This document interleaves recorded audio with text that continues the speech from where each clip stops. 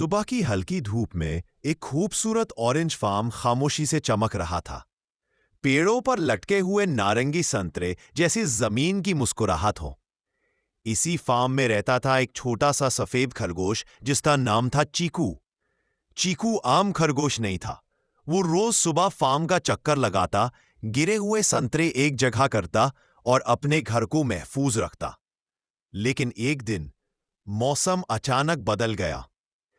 तेज हवा चलने लगी, बादल गरजने लगे और बारिश ने पूरे फार्म को घेर लिया। चीकू ने देखा कुछ पेड़ गिर रहे हैं और छोटे जानवर उनके नीचे फंस गए हैं। दिल तेज धड़कने लगा, लेकिन चीकू ने हिम्मत नहीं हारी।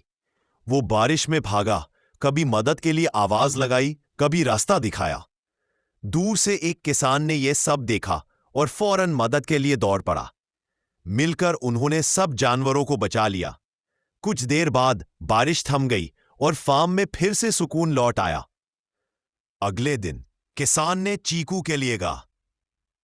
चीकू अब सिर्फ एक खरगोश नहीं था, वो इस ऑरेंज फार्म का हीरो बन चुका था। क्योंकि याद रखो, एक बिल्ली होती है जो बहुत गरीब होती है। उसके पास फटे हुए कपड़े होते हैं और उसका एक छोटा सा बच्चा भी होता है। दूसरी बिल्लियां रोज उसका मजाक उड़ाती हैं और उसे हकीर समझती हैं, मगर वो बिल्ली सब्र करती है और मेहनत से अपना काम जारी रखती है। एक दिन वो जंगल साफ कर रही होती है कि अचानक उसे मिट्टी के अंदर चमकते हुए हीरे मिल जाते हैं। वो हीरे शहर ले जाकर बेच देती है और उसकी जिंदगी बदल जाती है। अब उसके पास गाड़ियां होती है, एक खूबसूरत बंगला होता है और वो अपने बच्चे को एक बेहतर जिंदगी देती है। जब दूसरी बिल्लियां ये सब देखती हैं तो हैरान और शर्मिंदा रह जाती हैं। कहा, गहरी और घनी जंगल में एक ताकतवर शेर तन्हा चल रहा होता है। धूप दरख्तों के दरमियान से नीचे गिर रही होती है और हवा में खामोशी होती है।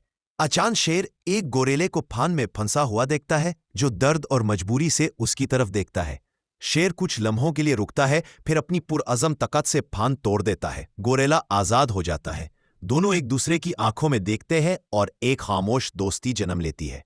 वक्त गुजरता है और जंगल के दरमियान शेर और गोरेला एक साथ पुरसुकून बैठे नजर आते हैं।